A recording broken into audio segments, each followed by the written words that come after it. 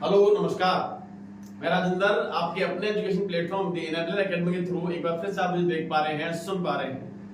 Last video lecture में 10th class का 3rd number chapter अपन लोगों ने स्टार्ट कर रखा है और उसी 3rd नंबर चैप्टर को अपन लोग आगे बढ़ाते हुए आज अपन लोग कुछ प्रॉब्लम्स पे डिस्कस करेंगे, कुछ ऐसी क्वेश्चनों को डिस्कस करेंगे जो अपन लोगों ने प्रीवियस वीडियो लेक्चर के अकॉर्डिंग जो टॉपिक अपन लोगों ने डिस्कस किया था।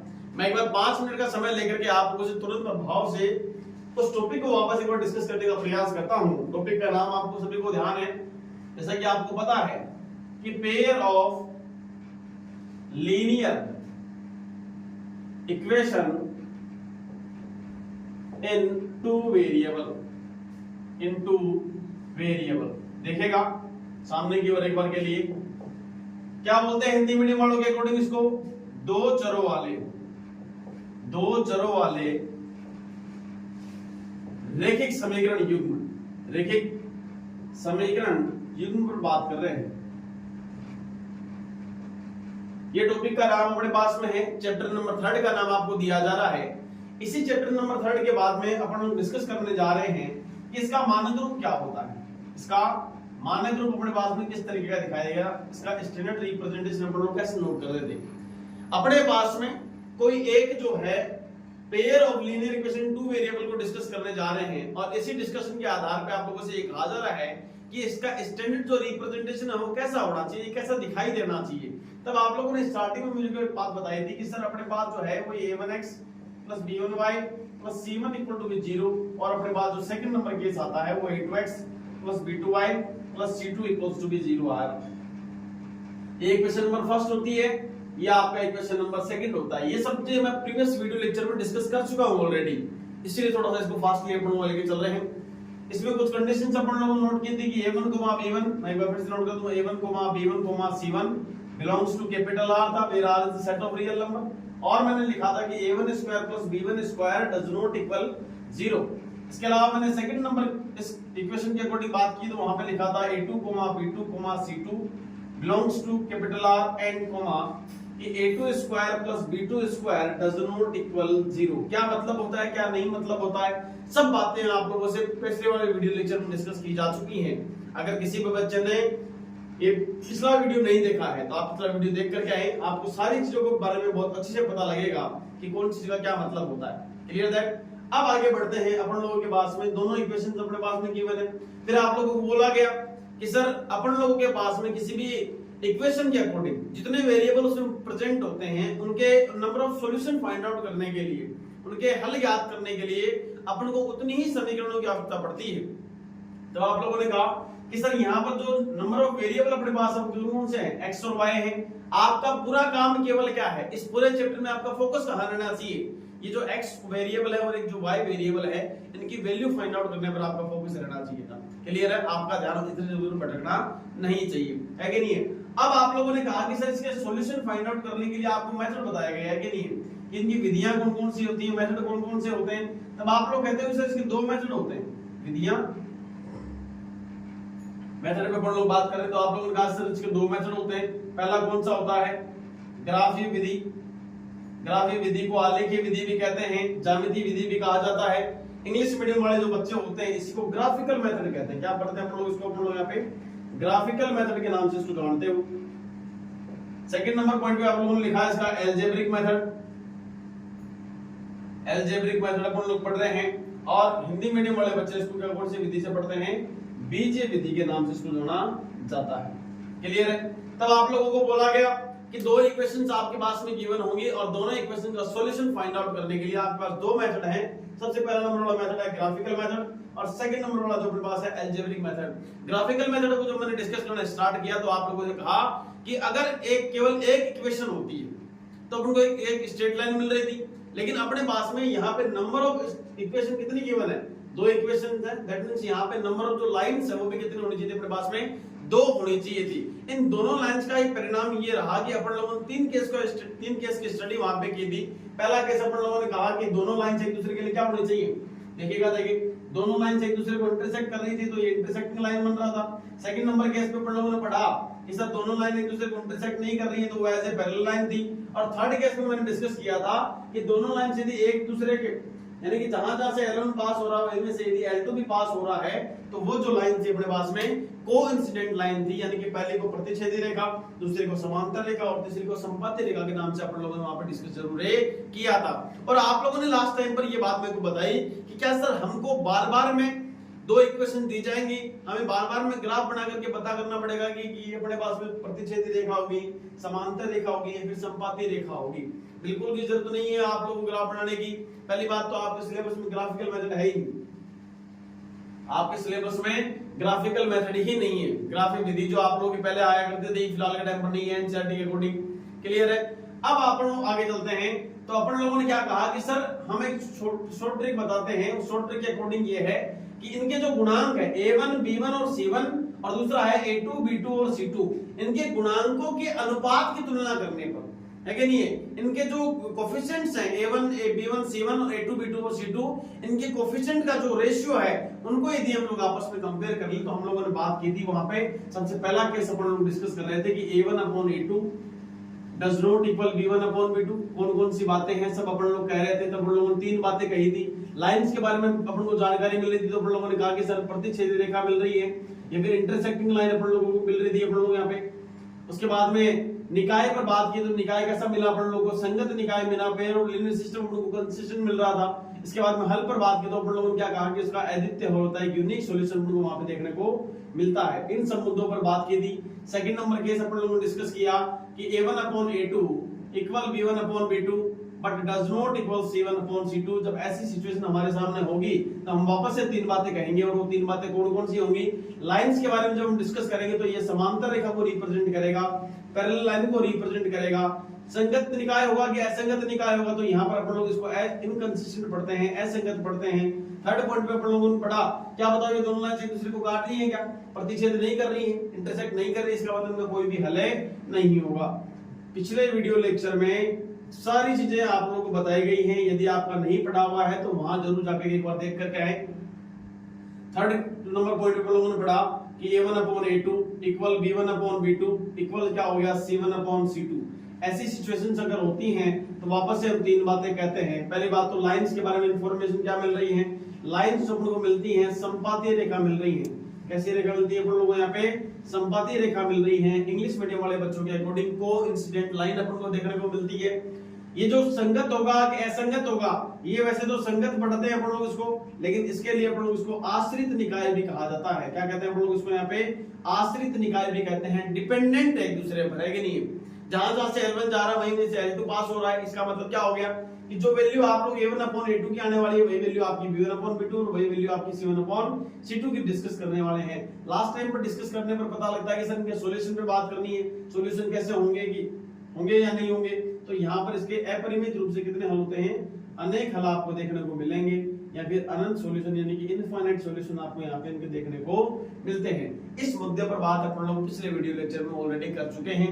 आज के टाइम पर आप लोगों से क्या डिस्कस किया जा रहा है, इन तीनों केस पर बेस्ड जो क्वेश्चंस अपने पास एक्सरसाइज नंबर 3.1 प्रश्नावली नंबर 3.1 में जो प्रश्न अपने पास दिए हुए, जो क्वेश्चन अपने पास दिए हुए हैं, इन तीनों केस के अकॉर्डिंग किस तरीके से इनको सोल्व किया जा सकता है, ऐसी कौन कौन सी चीजें जिनका अपन लोगों को ध्यान रखना पड़ेगा, सारी चीजें जो है इस वीडियो लेक्चर में डिस्कस होने वाली है। आई होप ये बात आपके दिमाग में बहुत अच्छे से क्लियर हो गई होगी। तो मैं क्वेश्चन करना स्टार्ट करता हूँ। सबसे पहला काम एनसीईआरटी के जो क्वेश्चंस आपके बाकी रहे हुए हैं उन्हीं को डिस्कस कर लेते हैं। पहले मैं हिंदी मीडियम वालों के अकॉर्डिंग क्वेश्चन पढ़ लेता हूँ।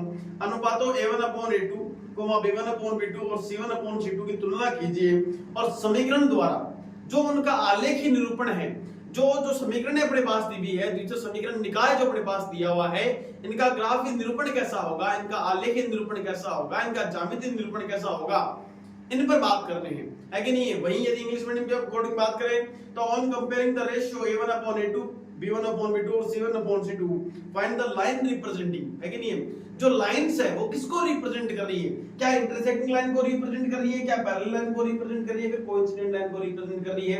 अपन लोग केवल एक टॉपिक पे डिस्कस नहीं करेंगे, एक क्वेश्चन लेंगे और उस एक क्वेश्चन के लिए तीनों बातें करेंगे, है कि नहीं। लीनियर सिस्टम कैसा होगा, सॉल्यूशन कैसे होंगे, उनका जो ग्राफिकल जो रिप्रेजेंटेशन होता है वो किस तरीके का होना चाहिए। तो मैं एक क्वेश्चन सबसे पहला अपन लोग नोट करते हैं। 5x - 4y + 8 = 0। देखिएगा, देखिए सबसे पहला क्वेश्चन क्या है, 5x + 4y -8 equals to 0 equation number first हो गई अपने पास में गिवन है according to be NCERT question number second पे डिस्कस कर रहे हैं। नेक्स्ट अपने पास है 7x + 6y - -7x प्लस में 6y -9 इक्वल टू बी 0 ये अपने पास में गिवन है। मेरे को लगता है फर्स्ट इक्वेशन को पढ़ने थोड़ा सा अलग नोट कर लिया है। 5x - 4y है, अगेन ये प्लस और माइनस का सिंबल गड़बड़ कर दिया अपन लोगों ने। यहाँ तो माइनस का सिंबल है और यहाँ कैसा सिंबल अपने पास में पॉजिटिव है। एक बार वापस से रिकन्फर्मेशन कर लेता हूँ। 7x + 6y - 9 लिखा हुआ है, 5x - 4y + 8 इक्वल टू 0 आपके पास में नोट किया हुआ है। ये इक्वेशन नंबर अपने पास में कौन सी आ गई है? सेकंड आ गई है। मैं क्वेश्चन नंबर सेकंड डिस्कस कर रहा हूँ, एक्सरसाइज नंबर 3.1। बात समझ आ रही है आप लोगों के दिमाग में? जहां आप लोगों से पूछा गया कि एक pair of linear equation system अपने पास में गिवन है जिसमें दो इक्वेशन है और दोनों इक्वेशन के बेस पर आप लोगों से पूछा गया कि इनका ग्राफिकली रिप्रेजेंटेशन कैसा होगा, इनकी जो रेखाएं हैं, इनके जो लाइंस हैं वो किस तरीके को रिप्रेजेंट करेंगे, क्या इंटरसेक्टिंग लाइन होंगी, क्या आपकी पैरेलल लाइन होने वाली है, फिर क्या कोइंसिडेंट लाइन होंगी कि नहीं होंगी। इन सभी मुद्दों पर डिस्कस करने से पहले आपको पता होना चाहिए कि pair of linear equation two variable कैसा होगा कि a1x + b1y + c1 = 0 और सेकंड नंबर इक्वेशन का जो फॉर्मेट होता है वो a2x + b2y + c2 = 0 की फॉर्मेट में होना चाहिए था। अगर इतनी बात आपको पता है तो आप बहुत आराम से इन दोनों इक्वेशन का सॉल्यूशन इजीली फाइंड आउट कर सकते हो। देखिएगा, देखिए मैं क्या कर रहा हूं आप लोगों को। सबसे पहला काम कि आपको पता होना चाहिए standard representation of pair of linear equation two variable, दो चरों वाले रैखिक समीकरण का मानक रूप कैसा होता है, युग्म का मानक रूप कैसा होगा, इन सब पर डिस्कस करते हैं। तो अपन को पता लगा कि सर इसका जो मानक रूप होता है वो कैसा होता है, a1x + b1y + c1 = 0, a2x plus में क्या b2y + c2 = 0 होता है। ये इक्वेशन नंबर फर्स्ट होती है, ये इक्वेशन नंबर सेकंड होती है। ऑब्वियस सी बात है कि यहाँ पर जो इक्वेशन नंबर फर्स्ट अपन को नजर आ रही है, मैं इसका कंपैरिजन केवल इक्वेशन नंबर फर्स्ट से करूंगा। अगर मैं इन दोनों का कंपैरिजन करता हूं तो मेरे को यहाँ पे मिलेगा क्या भाई? कंपेयर करने पर मिलना भी तो चाहिए ना कुछ ना कुछ, है कि नहीं है? तो मिलेगा क्या? अपन लोगों को मिलेगा a1 b1 c1 यानी कि इनके जो कोएफिशिएंट्स हैं उन पे अपन डिस्कस करेंगे। आइए देखते हैं अपने पास में इन दोनों इक्वेशन को मैं यदि कंपेयर करता हूं तो मेरे को क्या मिल रहा है अपन लोगों के पास में? मेरे को मिलता है a1 = b। a1 = b मेरे पास में यहाँ पे वैल्यू कितनी आ गई है? 5 आ गई है। मेरे को पता लगा सर b1 = b क्या होगा। देखो b1 को चेक करो अपने पास में क्या है। y तो अपनी जगह पे एज इट इज रहेगा, लेकिन b1 की वैल्यू जो है -4 गिवन है। b1 = -4 हो गया। c1 कितना होगा अपने पास में? कितना हो गया अपन लोगों के पास में? 8 नोट किया हुआ है। वही यदि मान लो कि सेकंड नंबर इक्वेशन का कंपैरिजन मैं इस इक्वेशन से करता हूं तो मेरे को क्या मिलेगा? a2 = b मेरे पास जो रिजल्ट आ रहा है वो 7 आ रहा है। b2 = b जो रिजल्ट आ रहा है मेरे पास में कितना आ रहा है? 6 आ रहा है। और c2 = b रिजल्ट अपने पास में कितना आ रहा है? -9 आ रहा है। मैं आप लोगों से बार-बार वापस से कहना चाह रहा हूं, ध्यान दें इस चीज को लेकर के। कभी भी कोई भी pair of linear equation system अपने पास में गिवन है तो आपका पहला कर्तव्य ये है, पहला जो काम है वो ये है कि आप इसको मानक रूप से कंपेयर करके बताएं। इसका जो स्टैंडर्ड जो रिप्रेजेंटेशन है उस स्टैंडर्ड रिप्रेजेंटेशन के आधार पे हमें बताएं कि a1 b1 c1 क्या होगा, a2 b2 और c2 क्या होगा। मैं उन बच्चों से बात करने जा रहा हूं जिन लोगों ने सबसे पहली बार ये क्वेश्चन ट्राई किया है। बात समझ आ गई आप लोगों के दिमाग में? अगर आप लोगों ने पहली बार क्वेश्चन ट्राई किया है तो आप हड़बड़ाहट बिल्कुल भी नहीं करें, जल्दबाजी बिल्कुल भी नहीं करें। भले ही 1 मिनट ज्यादा ले लें, लेकिन आप लोगों के पास में a1 b1 c1 और a2 b2 c2 आराम से चेक करना आपको आना चाहिए। Clear that? अब इसके सिंबलों का बहुत खास तौर पे ध्यान रखना है। ऐसा नहीं है कि यहाँ पर सर पॉजिटिव तो पॉजिटिव रखे हमेशा के लिए। इनके सिंबल देखो, यहाँ पे नेगेटिव था तो मैंने नेगेटिव नोट किया, पॉजिटिव था तो पॉजिटिव नोट किया। यहाँ पे देखो c की वैल्यू -9 तो मैंने -9 नोट की है। Clear that? अब बात करते हैं इसके जो रेखाएं हैं, इसकी जो लाइंस है वो किस तरीके से एक दूसरे को रिप्रेजेंट करेंगे। तो रिप्रेजेंट करने के लिए क्या ग्राफ बनाने की जरूरत पड़ेगी क्या? क्या आपको ग्राफ बनाने की जरूरत पड़ेगी क्या? ग्राफ बनाने की जरूरत बिल्कुल भी नहीं है। ग्राफ बनाने की जरूरत क्यों नहीं है? क्योंकि अपन लोगों ने 3 केसों की स्टडी कर रखी है और 3 केस कौन-कौन से हैं? सबसे पहला केस अपने पास में गिवन है कि sir a1/a2 does not equal b1/b2। Second number पे a1/a2 = b1/b2 does not equal 7/c2। और थर्ड केस के ऊपर लोगों के पास में क्या है? a1/a2 = b1/b2 = c1/c2। इन तीनों केस के बेस पर अपन लोग क्या कर सकते हैं? इनकी लाइंस का जो रिप्रेजेंटेशन है, इनका जो सॉल्यूशन है, इनका जो निकाय है, संगत होगा कि असंगत होगा, इंग्लिश मीडियम वालों के कंसिस्टेंट होगा, इनकंसिस्टेंट होगा, डिपेंडेंट होगा। लाइंस के बारे में डिस्कशन कर लेंगे, इंटरसेक्टिंग, पैरेलल और कोइंसिडेंट लाइन। और इनके सॉल्यूशन पे बात कर सकते हैं, यूनिक सॉल्यूशन, नो सॉल्यूशन और अपने पास में इनफाइनाइटली मेनी सॉल्यूशन पे अपन लोग डिस्कस यहाँ पे कर सकते हैं। सबसे पहला काम अपने पास में क्या होता है? मैं किसके पास जाऊंगा? मैं ऐसा मान लूंगा एक बार के लिए, लेकिन ये मैं ऐसा सोच सकता हूं कि मेरे पास में जो a1/a2 है उनकी वैल्यू मेरे पास में आपस में इक्वल है। मैं सबसे पहला केस आप लोगों के सामने डिस्कस करने जा रहा हूं, वापस से सुन लो। दो इक्वेशन दी हुई होंगी और दोनों इक्वेशन से a1 b1 c1 चेक करना है पहले, दूसरा बताना है a2 b2 और c2 की वैल्यू चेक करनी है। जैसे ही दोनों वैल्यू आ जाएं तो आप सबसे पहले किसके पास जाइए कि सर मेरा सॉल्यूशन करके दो a1/a2 और b1/b2 का, इन दोनों के रेशियो की अपन लोग आपस में क्या कर रहे हैं, तुलना कर रहे हैं। बात क्लियर है? आगे बढ़े तो उनको पता लगा a1 की वैल्यू चेक करो, अभी थोड़ी देर पहले आप लोगों ने मेरे को बताई a1 की वैल्यू आ गई 5, a2 की वैल्यू कितनी आ गई अपने पास में 7। जैसा आप क्वेश्चन में बोला गया वैसा का वैसा काम करना, अपनी तरफ से कोई कलाकारी नहीं करनी। इक्वल टू का सिंबल, b1 की वैल्यू -4 आ गया अपने पास में और b2 की वैल्यू कितनी आ गई अपने पास में 6। क्या ये मैंने अपनी तरफ से थोड़ा लिखा है? ये जो वैल्यू मैंने आप लोगों के सामने नोट की है क्या मैंने अपनी तरफ से लिखी है? बिल्कुल मैंने नहीं लिखा। जैसा जैसा क्वेश्चन में बोला गया मैं वैसा वैसा डिस्कस करता जा रहा हूं। आप लोग एक बात चेक करके कि बताओ क्या ये दोनों वैल्यू आपस में इक्वल होती है क्या ये अपने पास में 5/7 जो है -4/6 के इक्वल है क्या? अगर ये कुछ बच्चे ऐसे होते हैं जिनको पता ही नहीं होता कि सर ये इक्वल होगा या नहीं होगा, और वो एक हेजिटेशन जो होती है, हिचकिचाहट जो होती है, अपने आप की जो इंसल्ट होने वाली जो भावना है, इसके चलते वो बच्चे क्लासरूम में पूछ भी नहीं पाते कि सर ये इक्वल होगा या नहीं होगा। अगर किसी बच्चे को ये पता नहीं लग रहा है कि सर इक्वल होगा या नहीं होगा, तो आप बेटा जिनको क्या करें, क्रॉस मल्टीप्लाई कर लें। क्या कर लें इसको अपन लोग यहाँ पे क्रॉस मल्टीप्लाई कर लें। यानी कहने का मतलब क्या हो गया, क्रॉस मल्टीप्लिकेशन समझना। देखो यहाँ पे आप क्या करो, 6 को तो इधर मल्टीप्लाई कर दो और 7 को इस साइड मल्टीप्लाई कर दो, तो रिजल्ट देखना। देखिए अपने पास में कितना आएगा, अपने पास जो ये एक्सप्रेशन नोट होगा 5 × 6 इक्वल -4 × 7। यू नो ये 5 × 6 कितना होगा अपने पास में 30 और ये कितना हो जाएगा अपने पास में 28। लेकिन ये पहली बात तो ये नंबर सिस्टम में इक्वल नहीं है, और नंबर सिस्टम में भी अगर इक्वल नहीं है तो आप देखो एक पॉजिटिव एक नेगेटिव हो गया। तो क्या ये जो 30 और -28 इक्वल होता है क्या? भाई इतनी बात तो हर बच्चे को समझ आती है, 10th क्लास का यदि बच्चा है तो। क्लियर है? अब अपने पास में क्या बताओ, ये दोनों इक्वल है क्या? सर ये तो इक्वल नहीं, यानी कि ये इक्वल नहीं, इसका मतलब ये भी इक्वल नहीं होगा। भाई ये इसी से तो निकल के आया है, जब ये इक्वल नहीं है तो ये भी इक्वल नहीं होगा। अगर ये इक्वल नहीं है तो क्या बताओ ये वाला पोर्शन इक्वल हो सकता है क्या? सर ये भी इक्वल नहीं होगा। और यदि ये इक्वल नहीं है तो क्या बताओ ये वाला पोर्शन आप लोगों ने जो माना था वो इक्वल हो सकता है क्या? बिल्कुल नहीं सर, ये भी इक्वल है नहीं होगा। और ऐसी यदि कंडीशन अपने पास हो जाए तो अपन लोग क्या बातें कर सकते हैं साहब? ऐसी कौन कौन सी बातें हैं? यदि अपने पास a1/a2 और b1/b2 डज नॉट इक्वल हो तो अपन लोगों को 3 बातें कह सकते हैं। इसके लिए कौन कौन सी? एक तो लाइंस की जानकारी मिल गई है अपन लोगों को, लाइंस की इंफॉर्मेशन मिल गई बहुत बढ़िया तरीके से। देखो देखिए ये पहला केस तो एक्चुअल में अपने पास में भाई ये पहला केस तो डिस्कस किया अपन लोगों ने यहाँ पे। तो लाइंस के बारे में क्या डिस्कशन मिला अपन लोगों को कि सर इसकी जो लाइंस है ना वो कैसी लाइंस मिलने वाली अपन लोगों को यहाँ पे प्रतिच्छेदी रेखा देखने को मिलेगी। कौन सी रेखा देखने को मिल रही है अपन लोगों के पास में? प्रतिच्छेदी रेखा है कि नहीं है? पहले क्वेश्चन में आप लोगों से लाइंस की इंफॉर्मेशन ही मांगी गई है। मैं बार बार कह रहा हूं आप लोगों को कि आप लोगों से केवल वहां पे लाइंस की इंफॉर्मेशन ही मांगी गई है। क्लियर है? अब बताओ पेयर ऑफ लीनियर सिस्टम कैसा होगा? ये जो निकाय है, ये जो अपने पास समीकरण निकाय दिया हुआ, ये कैसा होगा? संगत होगा, असंगत होगा, या फिर कैसा होगा अपने पास में? आश्रित होगा। चेक कर लो। सेकंड नंबर पॉइंट अपन लोगों की किसके बारे में डिस्कस करता है? संगतता पर बात करता है। ये संगत है, ये असंगत, और ये संगत के साथ साथ में कैसा है? आश्रित निकाय आप लोगों को दिया हुआ है। तो इस कंडीशन के अकॉर्डिंग अपने पास कैसा होना चाहिए? संगत होना चाहिए था। इंग्लिश मीडियम वालों के अकॉर्डिंग क्या होता है अपन लोगों के पास में? कंसिस्टेंट होता है। क्या होता है अपन लोगों के पास में? कंसिस्टेंट होता है। लाइंस कैसी होती है अपन लोगों के पास में? इंटरसेक्टिंग लाइन होती है। कैसे लाइन देखने को मिल रही है? इंटरसेक्टिंग लाइन आपको देखने को मिल रही है। और लास्ट वो पॉइंट पे अपन लोग बताओ इनके सॉल्यूशन पे डिस्कशन कर सकते हैं क्या? तो सॉल्यूशन पे अपन लोगों ने क्या कहा कि सर यूनिक सॉल्यूशन मिलेगा। कैसा सॉल्यूशन मिलेगा अपन लोगों को यहाँ पे? यूनिक सॉल्यूशन मिलेगा, यानी कि एक अद्वितीय हल आपको यहाँ पे देखने को मिलेगा। अद्वितीय हल का मतलब क्या हो गया?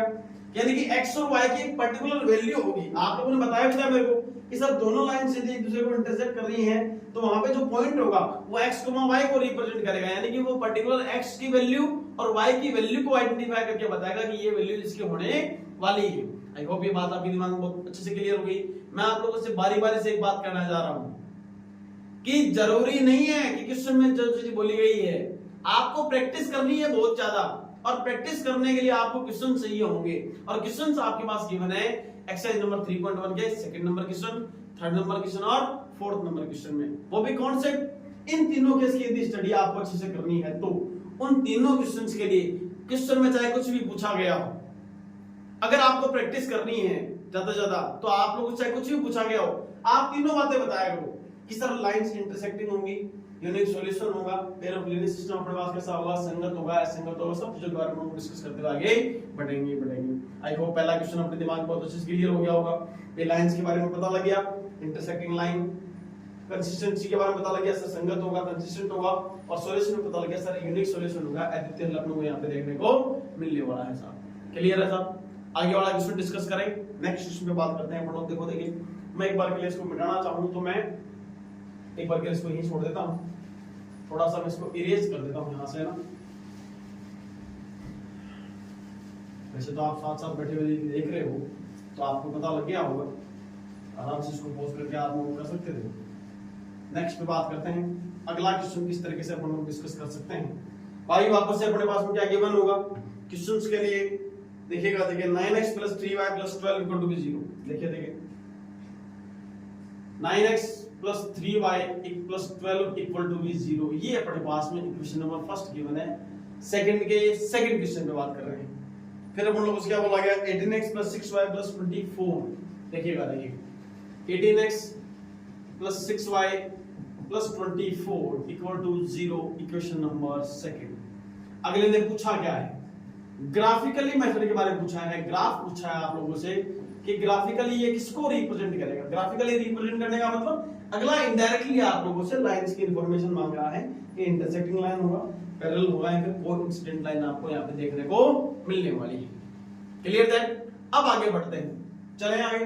तो बताइए साहब, सबसे पहला काम क्या होना चाहिए, क्या ये मानक जो समीकरण अपने पास दी हुई है, ये वाला पोर्शन देखो, देखिए a1x + b1 + c1 = 0, क्या मैं इसके मानक रूप के बारे में बात कर सकता हूँ, इसके स्टैंडर्ड रिप्रेजेंटेशन में बात कर सकता हूँ।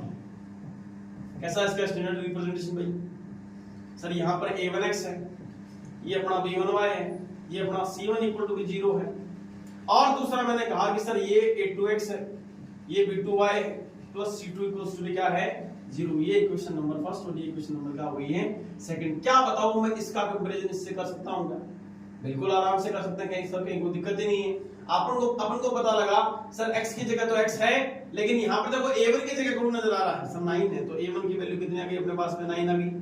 b1 की वैल्यू अपने पास कितनी आ गई सर, 3 आ गई, और c1 की वैल्यू अपने पास में कितनी आ चुकी है सर, अपने पास में 12 आ चुकी है। वापस से गौर कर लें सर, जो स्टैंडर्ड रिप्रेजेंटेशन के अकॉर्डिंग जो फर्स्ट नंबर इक्वेशन है उसका कंपैरिजन किससे करना है, केवल मात्र फर्स्ट नंबर इक्वेशन से करोगे आप लोग, तो आपको पता लगेगा sir a1 = 9, b1 = 3 and c1 = क्या होगा अपने पास 12 हो जाएगा। क्लियर? नेक्स्ट रिपीट करते हैं x इक्वेशन नंबर 2 के अकॉर्डिंग, तो अपने को पता लगा सर a2 = कितना हो गया अपने पास में 18, b2 = कितना हो गया अपने पास में 6 एंड c2 = रिजल्ट कितना है अपने पास में 24 आ गया सर।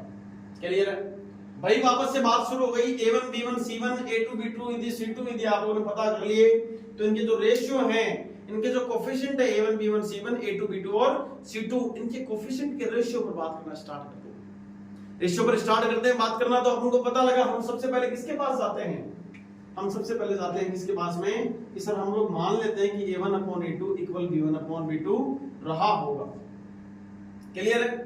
जैसे ही मैं आगे बढ़ा तो मेरे को पता लगा कि सर 9 कितना 18, भाई यहां अपने पास देखो, देखिए a1 की वैल्यू कितनी है 9 है, a2 की वैल्यू कितनी है 18 है, चेक कर लिया। b1 कितना है चेक करो, देखिए यहां पे 3 में b2 की वैल्यू कितनी है 6 है। क्लियर है? अब क्या बताओ, ये दोनों पोर्शन इक्वल है क्या, इक्वल है या नहीं है?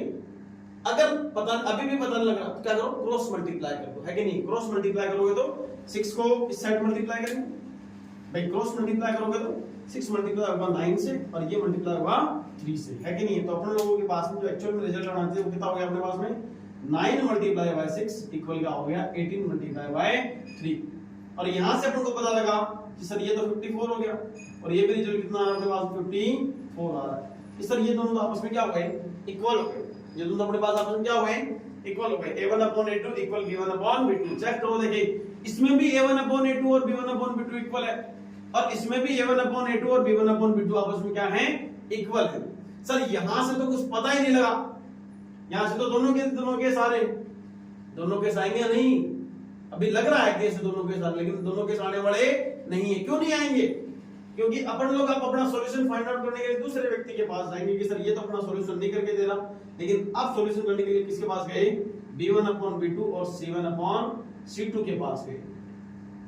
जैसे मैं b1/b2 और c1/c2 के पास पहुंचा तो उसने मेरे को बताया कि बता b1 की वैल्यू कितनी मेरे पास में, तो मैंने बता दिया कि सर b1 तो मेरे पास कितना था, 3 था, b2 मेरे पास कितना था, यहां पर 6 नोट कर दिया है कि नहीं है।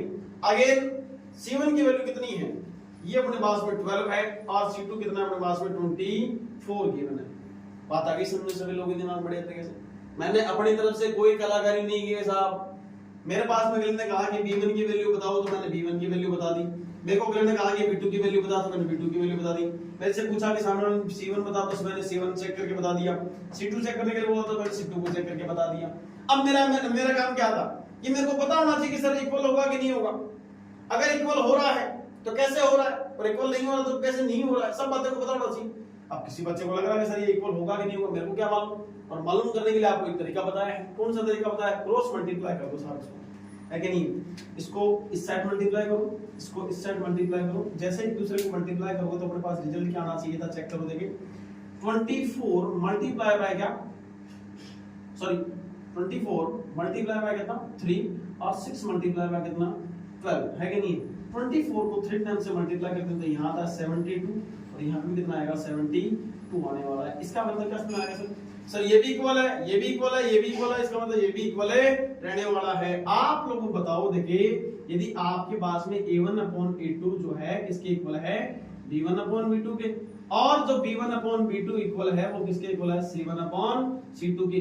अगर ये दोनों केस हैं तो क्या मैं इनडायरेक्टली आप लोगों से ये कह सकता हूं क्या कि आप लोग यहाँ पे इस इक्वेशन नंबर सॉरी इस वाले केस को फॉलो कर रहे हो? भाई आप लोगों ने क्या कहा कि सर मेरे पास ये 3 लाइन अपन लोगों ने ड्रॉ कर रखी है, मैं कह रहा हूं कि इस लाइन की जो लेंथ है वो इस लाइन के इक्वल है, इस लाइन की लेंथ आपस में इस लाइन के इक्वल है। तो इसका मतलब मैं इनडायरेक्टली क्या कह सकता हूं कि ये तीनों लाइंस आपस में क्या होंगी, इक्वल लेंथ के रहने वाली। क्या ऐसा कहने में कोई दिक्कत होना है, कहीं कोई समस्या है? भाई आप लोगों ने क्या कहा कि ये जो लाइन है इस लाइन की लेंथ इस लाइन के इक्वल थी, ये वाली जो लाइन है वो इस लाइन की लेंथ के इक्वल है। तो क्या मैं इनडायरेक्टली ये बात कह सकता हूं कि सर ये तीनों लाइंस आपस में क्या रहने वाली, इक्वल रहने वाली। और तीनों लाइंस को मैं आपस में इक्वल करता हूं तो क्या बताओ मेरे पास में क्या निकल के आएगा कि a1/a2 equal b1/b2 equal c1/c2। क्या ऐसी बात मैं कह सकता हूं क्या? और अगर ऐसी बात पता लग गई तो बताओ साहब आप इनमें लाइंस के बारे में बता सकते हो क्या? क्या इनके रेखाओं की जानकारी पता लग रही है क्या? बिल्कुल पता लग रही है साहब। बताओ देखिए इनके लाइंस के बारे में क्या डिस्कशन कर सकते हैं। कैसी रेखा मिल रही है? संपाती रेखा मिल रही है साहब, है कि नहीं। इंग्लिश मीडियम वालों के अकॉर्डिंग कौन सी लाइन मिलेगी अपन लोगों को यहाँ पे? कोइंसिडेंट लाइन देखने को मिल रही है। कौन सी लाइन देखने को मिल रही है? कोइंसिडेंट लाइन देखने को मिल रही है। बताओ पेयर ऑफ लीनियर सिस्टम कैसा होगा, निकाय कैसा होगा, संगत होगा, आश्रित होगा, है कि नहीं। तो अपन लोग क्या बोलते हैं सर ये अपने पास में कैसा निकाय रहने वाला है, आश्रित रहने वाला है, डिपेंडेंट रहने वाला है। क्या बोल रहे हैं अपन लोग इसके लिए? डिपेंडेंट हो गया। थर्ड पोजीशन पे अपने पास आता है सॉल्यूशन कैसे होंगे, अनेक होंगे या फिर मान लो कैसे होना चाहिए। इन तीनों में से कौन सा केस है? इस थर्ड केस पे डिस्कस कर रहे हैं तो ये वाला केस अपने पास में होगा, तो उसके लिए क्या कर सकते हैं अपन लोग यहाँ पे अनेक हल होंगे। कैसे हल होंगे अपने पास में? अनेक हल होंगे या फिर इनफाइनाइट सॉल्यूशन अपन लोग को क्या कह सकते हैं कि नहीं, इनफाइनाइट भी कह सकते हो और मैनी सॉल्यूशन भी अपन लोग यहाँ पे डिस्कस कर सकते हैं। आई होप ये बात आपके दिमाग में बहुत अच्छे से क्लियर हो गई। वही वापस से क्वेश्चन नंबर सेकंड का सेकंड पोर्शन अपन लोगों ने डिस्कस किया, इसमें अपन लोगों को पता लगा। मैं हर बारी से एक बात कर रहा हूँ, तीनों क्वेश्चन डिस्कस कर रहे हैं, तीनों क्वेश्चन पे डिस्कशन करना जरूरी है।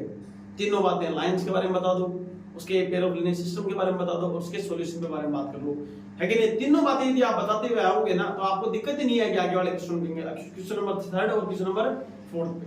क्लियर है? आगे नेक्स्ट क्वेश्चन पे मैं बात करता हूं आप लोगों से। तो यहाँ पे नेक्स्ट क्वेश्चन क्या लिखा हुआ है चेक करते हैं, आओ देखिए, है कि नहीं। मैं नेक्स्ट क्वेश्चन को यहाँ नोट कर देता हूँ ताकि थोड़ा सा आगे बढ़ते हैं। 6x - 3y + 10 = 0। देखिएगा, देखिए क्या लिखा हुआ है, 6x - 3y + 10 = 0। Equation number first मेरे पास में गिवन है। सेकंड के थर्ड पार्ट पे मैं बात कर रहा हूँ। नेक्स्ट लिखा हुआ है 2x - y + 9, 2x - y + 9 = 0। ये इक्वेशन नंबर सेकंड मेरे पास गिवन है। मैं क्वेश्चन नंबर थर्ड पे डिस्कस करने जा रहा हूं, सुन लेना सारे के सारे। वापस से बात करना शुरू करें इसके स्टैंडर्ड रिप्रेजेंटेशन पे। अब तक तो बात समझ आ गई होगी, है कि नहीं? अगला प्रश्न पूछ ले कि a1x + b1y + c1 a2x + b2y + c2 क्या है, तो आप लोग क्या कहोगे? दो चरों वाले रेखीय समीकरण युग्म का मानक रूप है। तो मैंने वापस से यहाँ पे क्या नोट किया बताओ तो आप? मैं यहाँ पे नोट करने जा रहा हूँ। वापस देखो, देख a1x + b1y + c1 = b0 और यहाँ से पता लगा सर a2x + b2y + c2 = कितना हो गया? 0 हो गया। इन दोनों कंडीशंस को अपन लोग कंपेयर करते हैं यहीं से। बताओ देखिए a1 = कितना आ गया अपने पास में? तो a1 = कितना हो रहा है अपने पास में? 6 हो रहा है। b1 कितना आ रहा है अपने पास में? -3 आ रहा है। और c1 अपने पास कितना आ रहा है? +10 आ रहा है। सेकंड नंबर अपने पास था a2 कितना आ रहा है अपने पास में? 2, b2 कितना आ रहा है अपने पास? -1 एंड c2 कितना आ रहा है अपने पास में? 9 आ रहा है। इन सभी वैल्यूज को फाइंड आउट करने के बाद में आप क्या करते हो? सबसे पहला काम, आप सबसे पहले किसके पास जाते हो? a1/a2 और b1/b2 का कंपैरिजन करते हो। इन दोनों का कंपैरिजन करोगे तो आपको पता लगेगा कि सर a1/a2 इक्वल b1/b2 के बारे में चेक कर दें। अगर इन दोनों को चेक करें तो सर अपने पास में जो रिजल्ट आता है उसके अकॉर्डिंग बताओ, देखिए चेक कर लो। a1 = कितना गिवन था बता? मैंने 6 बता दिया। a2 कितना था?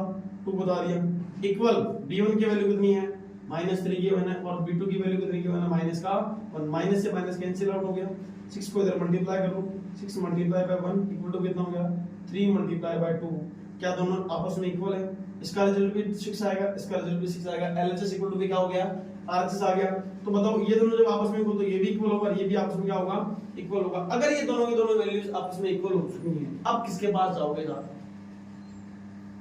पहले वाली कंडीशन आ गई कि सर ये a1/a2 और b1/b2 तो यहाँ पर भी इक्वल है, यहाँ पर भी इक्वल है। इसका मतलब सर किसके पास जाएं? इसके बाद में कौन बचता है? b1/b2 और c1/c2 बचता है। तो मैं यहाँ से कंपैरिजन करके किसकी वैल्यू फाइंड आउट करके आऊंगा कि सर मेरे पास में दो ही ऑप्शन बच रहे हैं कि मैं तो b1/b2 और c1/c2 के पास चला जाऊं, है कि नहीं? और इसके पास जाऊंगा तो मेरे को क्या मिलेगा? देखो देखिए चेक करो। -3/-1 इक्वल क्या हो रहा है? 10/9 आ रहा है। माइनस से माइनस कैंसिल आउट कर दो एक बार के लिए। और इनको यदि आप क्रॉस मल्टीप्लाई करते हो तो बताओ 9 मल्टीप्लाई बाय कितना आएगा? 9 multiply by 3 equal 10 multiply by कितना हो गया? 1 हो गया। ये कितना हो गया अपने पास में? 27 आ गया। और यहाँ कितना आ गया अपने पास में? 10 आ गया। क्या बताओ 10 और 27 इक्वल होते हैं क्या? बिल्कुल नहीं सर, ये भी इक्वल नहीं होते। अगर ये इक्वल नहीं है तो ये भी इक्वल नहीं है, ये इक्वल नहीं है तो ये भी इक्वल नहीं है, और ये इक्वल नहीं है तो ये भी इक्वल है नहीं होगा। तो बताओ इसमें कौन सा केस बन गया कि सर अपने पास में a1/a2 की वैल्यू किसके इक्वल है? b1/b2 के इक्वल तो है, लेकिन c1/c2 के इक्वल है नहीं है। तो ये कौन सा केस अपन को डिस्कस कर लिया एक्सरसाइज नंबर में अपन लोगों से सेकंड नंबर केस डिस्कस कर लिया। तो बताओ इस केस को देखते हुए अपन को कौन-कौन सी लाइंस के बारे में डिस्कशन पता लगता है? लाइंस की इंफॉर्मेशन पता लग गई सर। समांतर रेखा हो रही है, पैरेलल लाइन अपन को देखने को मिल रही है। असंगत निकाय है कि नहीं अपन लोगों के पास में, है कि नहीं? ये अपने पास में इनकंसिस्टेंट हो गया पैरेलल सिस्टम। थर्ड केस में अपन लोगों ने बात की कि क्या इनका सॉल्यूशन कैसा होगा? इनका कोई भी सॉल्यूशन अपने पास में नहीं होगा। तो ये था अपने पास में आज का जो टॉपिक। इसमें अपन लोगों ने ये कहा कि pair of linear equation in two variable को देख करके इनके लाइंस की जानकारी कैसे मिलेंगी, है कि नहीं? लाइंस की इंफॉर्मेशन कैसे मिल रही है, इनके पेयर ऑफ लीनियर सिस्टम कैसे होते हैं? कंसिस्टेंट होगा, इनकंसिस्टेंट होगा या डिपेंडेंट होगा, है कि नहीं? संगत होगा, असंगत होगा या फिर आश्रित होगा।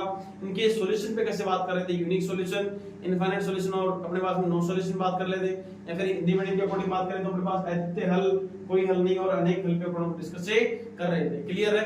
तो आप लोग क्या करें, क्वेश्चन नंबर 3 और क्वेश्चन नंबर 4 जो है आप इसी कांसेप्ट के थ्रू, जैसे मैंने ये काम अपने पास में यहाँ पर किया है, इन्हीं को एज इट इज ऐसा कैसा काम करना है इनको लेकर के सोल्व करें और सोल्व लेकर के तीनों बातें करें। एक बात की जरूरत नहीं है, तीनों बातें करना स्टार्ट करते हैं साथ साथ में, ताकि आपकी प्रैक्टिस हो और प्रैक्टिस के साथ साथ में आप लोग थोड़ा सा और अच्छे से क्लियर कर पाए कि हाँ भाई अगर ऐसा क्वेश्चन अपने पास में आ जाए तो अपन को क्या करना आना चाहिए। क्लियर है? 3 चीजें पूछ सकता है, ग्राफिकल रिप्रेजेंटेशन के बारे में पूछ सकता है, second number pair of linear system के बारे में पूछ सकता है, कंसिस्टेंट, इनकंसिस्टेंट और डिपेंडेंट में पूछ सकता है, और थर्ड क्वेश्चन जो आता है उसके बाद में उसके सॉल्यूशन में बात करता है, यूनिक सॉल्यूशन, इनफाइनाइट सॉल्यूशन और मैनी सॉल्यूशन में, सॉरी इनफाइनाइट सॉल्यूशन और नो सॉल्यूशन में डिस्कस करवा सकता है। बात क्लियर हो गई? नेक्स्ट वीडियो लेक्चर के अकॉर्डिंग अपन लोग क्या करेंगे, अपने पास में जो ग्राफिकल मेथड तो है ही है, ग्राफिकल मेथड के साथ अलजेब्रिक मेथड में कौन-कौन से पार्ट आपको पढ़ने को मिलेंगे, इस एक्सरसाइज के अकॉर्डिंग आपके पास में फर्स्ट क्वेश्चन को मैं आप लोगों के पास नेक्स्ट वीडियो लेक्चर में डिस्कस करूंगा, है कि नहीं है? तब तक के लिए दीन अकेडमी के साथ जुड़े रहिए, बने रहिए। तब तक के लिए जय हिंद, जय भारत, थैंक यू।